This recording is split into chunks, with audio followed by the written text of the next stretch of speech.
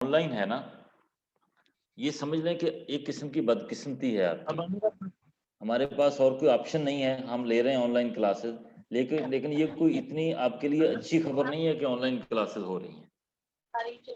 ठीक है, ये ट्रेजेडी है आपके लिए कि आप एक डिग्री ले रहे हैं और ठीक ठाक डिग्री है और आपको उसका कोई कॉन्सेप्ट ही नहीं है। आप जस्ट कार्रवाई के लिए अटेंड करते हैं, ऑनलाइन अपीयर होते हैं, उसके बाद वो टाइम गुजर जाता है और बस आप डिस्कनेक्ट कर देते हैं और आप कोई क्वेश्चन नहीं करते, कोई इंटरेस्ट नहीं लेते, क्योंकि आपको पता है कि मोस्ट प्रोबेबली आपने पास भी हो जाना है।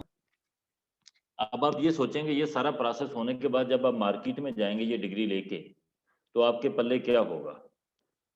मार्केट ने आपको ये एडवांटेज नहीं देना कि आप चूंकि ऑनलाइन से आए थे इसलिए आपको नरमी से ट्रीट किया जाए।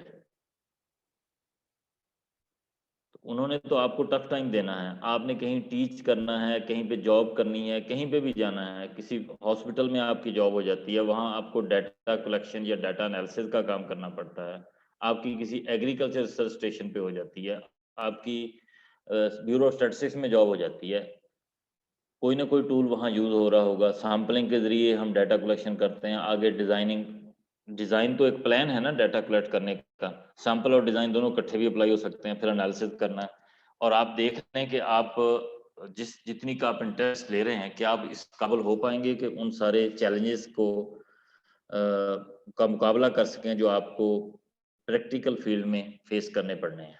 इस वक्त तो आप बिल्कुल रिलैक्स मोड में हैं कि कोई नहीं जी, मज़े हैं, आराम से बैठे हुए हैं, बैठे भी हुए हैं या नहीं बैठे हुए, मोबाइल आपने कनेक्ट कर दिया है, मुझे पता चल गया है आप कनेक्टेड हैं, आगे आप क्या कर रहे हैं वो मुझे कोई पता नहीं है, बोल आप रहे नहीं हैं, इसलिए तो ये मैं कुछ नहीं कह सकता कि आप वाकई पार्टिसिपेट भी कर रहे हैं कि नहीं कर रहे हैं। तो अब ये देख रहे हैं कि आप अपने आप को ज़्यादा धोखा दे रहे हैं, मेरे लिए तो बड़ी अच्छी बात है, आप खामोश होकर बैठे, मैं 10-15 मिनट 20 मिनट बोलूँगा, उसके बाद मैं कहूँगा चलें जी ठीक है, आज के लिए इतना काफ़ी है और आपको क्वेश्चन करने की भी मैं ज़्यादा वो इनकरेज ना करूँ, तो बहुत अच्छी बात है, मुझे खपने की क्या ज़रूरत है? मुझे बताएँ कि आपको आपके क्वेश्चन करने से, आपके बोलने से मुझे कोई एडवांटेज होगा या मुझे कोई एक्स्ट्रा पे मिल जाएगी, मुझे कोई बेनिफिट होगा? सारे नुकसान ही है मेरे लिए तो। तो अगर मैं बार-बार आपको कहता हूँ कि आप इंटरेस्ट लें, क्वेश्चन जो है, वो वही बंदा करता है जो क्लास में इंटरेस्ट लेता है और कवर करता है उस चीज़ को जो टीच की जा रही है। अगर वो ऐसे ही फर्दर पैसेज ऑफ टाइम काम कर रहा है, तो वो फिर ऐसे ही खामोश होके बैठा रहेगा। जितने खामोश होके बैठे हैं ना, मोस्ट प्रोबेबली उनमें से कोई बंदा इंटरेस्ट नहीं ले रहा क्लास में। जिसको इंटरेस्ट होगी, ज़ाहिर है उसके माइंड में कोई ना कोई क्वेश्चन रेज़ होगा और वो पूछने की कोशिश करेगा। अगर आपने इंटरेस्ट नहीं लेनी तो फिर तो कोई क्वेश्चन आना ही नहीं है। तो अभी मुझे अंदाज़ा है कि आप कितना सीरियसली कोर्सेज़ को पढ़ रहे हैं, बाकियों का मुझे नहीं पता, लेकिन मेरे कोर्स का तो मुझे अंदाज़ा हो गया है। अब आपसे मेरी ये रिक्वेस्ट है, एडवाइस है आपको, जो आप ही की खातिर मैं कर रहा हूँ कि आप सीरियस होके क्लासेस को पढ़ें और इन ऑनलाइन क्लासेस का मैक्सिमम बेनिफिट लेने की कोशिश करें। मैक्सिमम बेनिफिट भी आपके लिए काफ़ी नहीं है। जितना आपको आगे जाके फेस करना है इस सब्जेक्ट को क्लेम करने के बाद, स्टैटिस्टिक्स ऐसा सब्जेक्ट है कि अगर ये आपको आती नहीं है ना, तो फिर आपकी बहुत बेइज्जती करवाती है। आपने अगर ये डिग्री लेके मार्केट में जाना है और आपको स्टैट आती नहीं है लेकिन डिग्री है, तो आपकी जगह-जगह बेइज्जती होगी। ये मैं आपको अभी से बता दूँ। अगर आपको आती है, आपको लोगों के कॉन्सेप्ट क्लियर करने आते हैं, उनको जवाब देने आते हैं, आप जिस फ़ील्ड को क्लेम कर रहे हैं, आप for example design of experiment की बात है, अगर आपके कॉन्सेप्ट्स नहीं हैं ठीक, आप किसी को कोई जवाब नहीं दे सकते इसके बारे में। आप ये नहीं बता सकते कहाँ पे कौन-सा डिज़ाइन अप्लाई करना है, उसका एनालिसिस कैसे करना है। तो लोग आपके ऊपर हँसेंगे कि आपको जो डिग्री लेके हैं, उसमें तो ये सब्जेक्ट लिखा हुआ है और आपको पता कुछ भी नहीं है। ये आप देख लें कि इस वक़्त आप चूँकि अपने पेरेंट्स के खर्चे पे ज़्यादातर लोग पढ़ रहे हैं, आपको कमाना नहीं पड़ता, इसलिए आप ज़्यादा सीरियस नहीं हैं। लेकिन जब आपने कमाने के लिए निकलना है, तो लोगों ने एक्सपेक्ट करना है कि आपके पल्ले भी कुछ हो और फिर पल्ले ना हुआ तो फिर देख लें, क्या-क्या होता है। कोई भी बंदा जो अपने फ़ील्ड में प्रॉपरली ट्रेन्ड नहीं है, एक्सपर्ट नहीं है, उसकी बेशक वो जिस स्टेज तक मर्ज़ी पहुँच जाए, उसकी रिस्पेक्ट नहीं होती उस फ़ील्ड में। जितना भी तरक्की कर जाए, गलत या सही तरीके से, लेकिन रिस्पेक्ट गेन करने के लिए आपको अपने फील्ड का एक्सपर्ट होना ज़रूरी है। लोग आपके पास आपकी राय पूछने आएँ कि ये ऐसे क्या मैं कर सकता हूँ या नहीं कर सकता हूँ, डिफरेंट फील्ड, वो रिस्पेक्ट है। पैसे तो आने जाने वाली चीज़ है, आपको जॉब मिल गई, आप सिफ़ारिश से जॉब ले ली, आगे तरक्की भी शायद सिफ़ारिश से हो गई, इस तरह ग्रेड्स वगैरह मिल गए या कोई पोस्ट मिल गई। तो ये चीज़ें इतनी मैटर नहीं करती जितनी रिस्पेक्ट मैटर करती है, और रिस्पेक्ट उसी वक़्त होगी जब आप किसी सवाल का जवाब दे सकेंगे। अगर आप हँस के दिखा देंगे तो लोग आपके ऊपर फिर हँसेंगे। तो काइंडली जो लोग बोलने की बिल्कुल आदत नहीं है, वो बोलने की आदत डालें। जो ज़्यादा, मैं खुद बहुत शर्मीला हूँ, लेकिन अब ऑनलाइन है, यहाँ तो शर्म की बात बिल्कुल ही नहीं है। क्लास में तो शायद आपको शर्म आती हो कि मैं बोलूँगा या बोलूँगी तो लोग देखेंगे। अब ट्रेजेडी ये है कि लड़कियों से ज़्यादा लड़के शर्माते हैं। पता नहीं, समझ नहीं आती ये फैक्टर कहाँ से आ गया। लड़कियाँ फिर भी बोलती हैं, पार्टिसिपेट करती हैं, और लड़के बिल्कुल नहीं करते। उलट हो गया है। तो जिसको भी ज़्यादा शर्म आती है, ऑनलाइन कोई बंदा देखने वाला नहीं है, सिर्फ आवाज़ उसकी सुननी है। किसी ने आवाज़ से कोई ख़ास इतना फ़र्क नहीं पड़ता, मैंने भी आवाज़ ही सुननी है। तो आप क्वेश्चन करें, क्वेश्चन करने के लिए आप जो भी लेक्चर पढ़ाया जाए उसको घर में दोबारा सुनें। आपको वीडियो शेयर की जाती है, जहाँ पे आपका कोई ना कोई पार्टिसिपेंट कर देता है, तो उसको आप कवर करें, उसमें से क्वेश्चन नोट करें और अगले दिन पूछें आप। ठीक है? जी सर, ज़रूर। जी सर। जी सर, आप तो पहले इंशाल्लाह बोल सर। रही हैं, जिनसे मैंने बुलवाना है कोई नहीं बोला अभी भी। पता नहीं उनके स्पीकर खराब है, क्या मसला है? नहीं जी सर, जरूर जी सर, सर। इंशाल्लाह। जी सर, एक तो नई बोल आवाज़ रहे आई हैं। है, और अभी नई आवाज़ है। आवाज़ से पहचानी जाती है, जो नया बोलता है मुझे पता चल जाता है ये नया फ्लेवर है।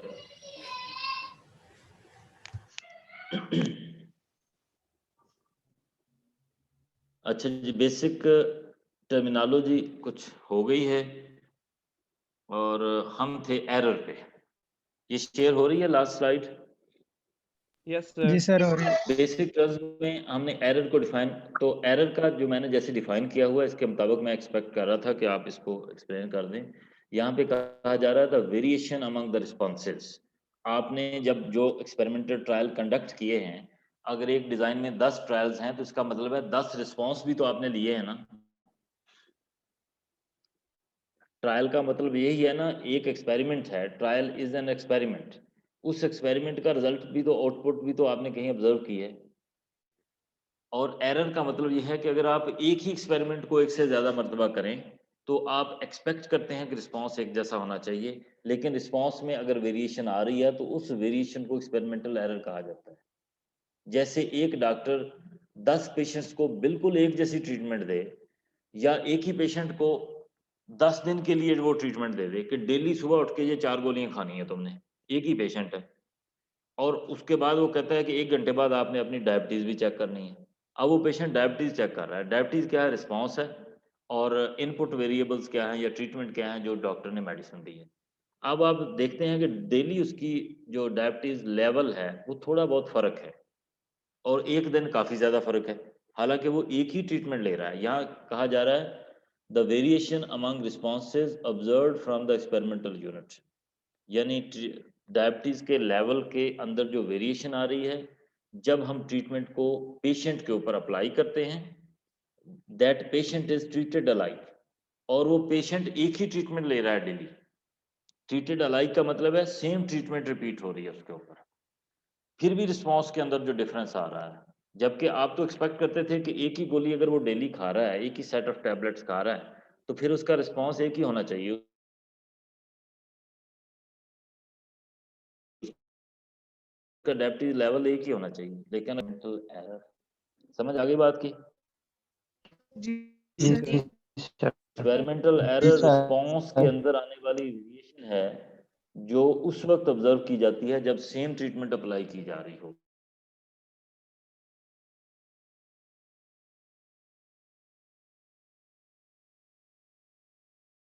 एरर कहलाती है। आगे जो एक्सपेरिमेंटल एरर है तो उसको हम दो हिस्सों में डिवाइड करते हैं। जब आप अनोवा बनाएंगे उसमें पहले सोर्सेज ऑफ वेरिएशन होते हैं, उसके बाद एरर होती है, उसके बाद टोटल होता है। सोर्स ऑफ वेरिएशन तो वेरी करते रहते हैं, कभी 3 फैक्टर, कभी 4 फैक्टर, 4 ट्रीटमेंट, 3 ट्रीटमेंट, ब्लॉक्स वगैरह जो भी आप चीज़ें करते हैं वो उसके अंदर हम चेंजेस करते हैं, लेकिन एरर जो है वो हर एनालिसिस ऑफ वेरिएंस टेबल का हिस्सा है और नीचे टोटल होता है। वो एरर जो है उसको हम स्प्लिट करते हैं दो हिस्सों में। हम कहते हैं कि जो रिस्पॉन्स के अंदर वेरिएशन या चेंज आ रही है वो ड्यू टू टू रीजंस आ रही है। एक प्योर एरर कहलाती है, एक लैक ऑफ फिट एरर कहलाती है। प्योर एरर क्या है? Errors measured from replication. Pure error वो है कि हम सेम एक्सपेरिमेंट को रिपीट कर रहे हैं लेकिन रिस्पॉन्स डिफरेंट आ रहा है, वो तो हो गई प्योर एरर। और लैक ऑफ फिट एरर वो है कि चूंकि हमने रिस्पॉन्स को एस्टिमेट करने के बाद जब एरर निकालनी है, जैसे आप कहते हैं y minus Y hat is an error, regression में भी आप करते हैं, वो जो y हैट है वो तो मॉडल से आ रहा है, y ऑब्जर्व्ड है और y हैट जो है वो मॉडल से आ रहा है, a प्लस बी एक्स या a plus B one X one plus B two X two. अब वो मॉडल अगर इनएडिकेट है, मॉडल सूटेबली फिट नहीं हुआ, तो फिर तो एरर ऑटोमेटिकली आनी है। आपको मॉडल फिटनेस के कोई टूल्स पढ़े हुए हैं आपने रिग्रेशन में? कैसे पता चलता है कि मॉडल ठीक फिट हुआ या नहीं हुआ? सर वो quadratic equation I think use करते हैं। कोएफिशिएंट ऑफ डिटरमिनेशन का नाम सुना हुआ है? यस सर, वो कोएफिशिएंट ऑफ क्या बताता है? डिटरमिनेशन। वो क्या बताता है? सर उसमें सर एरर वगैरह ही चेक करते हैं सर उसमें। एरर वगैरह नहीं चेक करते। और कोई बताइए जी, कोएफिशिएंट ऑफ डिटरमिनेशन की डेफिनेशन क्या है?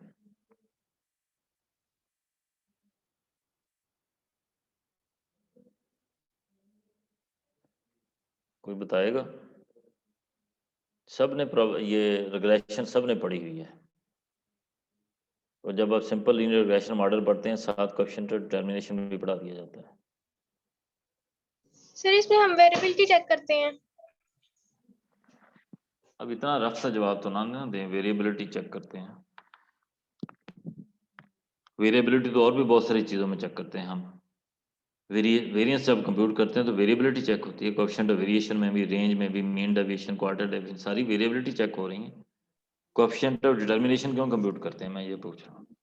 सर इसमें फैक्टर की वजह से जो वेरिएबिलिटी कॉज होती है वो हम चेक करते हैं। इसकी डेफिनेशन क्या है?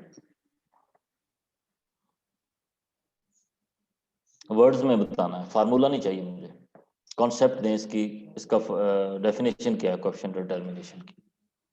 कोई और बंदा भी बोल सकता है।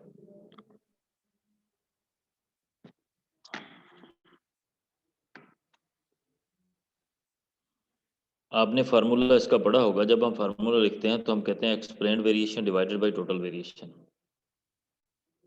ये पढ़ा है कहीं पे? जी सर। यही डेफिनेशन है। बाई का मतलब है प्रोपोर्शन, एक्सप्लेन्ड वेरिएशन की कितनी प्रोपोर्शन, टोटल वेरिएशन की कितनी प्रोपोर्शन एक्सप्लेन हुई है, this is the definition. Stat की 90% डेफिनेशन उसके नाम से ही निकलती हैं, उनको रट्टा लगाने की जरूरत नहीं पड़ती। जो भी टर्मिनोलॉजी हम यूज कर रहे हैं उसके नाम के अंदर ही उसकी डेफिनेशन होती है। तो जब हम ऊपर कह रहे हैं explained variation divided by total variation, इसका मतलब है जैसे हम कहते हैं 80/100, 100 में से 80 नंबर लिए, 80% कह दिया उसको, वो क्या है? प्रोपोर्शन है। 100 की कितनी प्रोपोर्शन आपने गेन किया? आपने 80 गेन किया, तो आपको कह दिया आपके 80% मार्क्स हैं। इसी तरह आपने कितनी वेरिएशन एक्सप्लेन कर दी है टोटल वेरिएशन में से। वेरिएशन कहाँ पे आ रही है? रिस्पॉन्स में। रिस्पॉन्स में आने वाली जो टोटल वेरिएशन थी उसका कितना हिस्सा आपने एक्सप्लेन किया है, कैसे? Through the assumed model, through the estimated model. आपने जो मॉडल y हैट एस्टिमेट किया है उस मॉडल ने किस हद तक आपकी उस वेरिएशन को एक्सप्लेन कर दिया है जो आपके रिस्पॉन्सेज में थी, वाई में थी। रिस्पॉन्स के अंदर होने वाली जो टोटल वेरिएशन है जिसका भी हम जिक्र इधर कर रहे हैं एरर के तौर पे, उसका कितना प्रोपोर्शन एक्सप्लेन किया है मॉडल ने।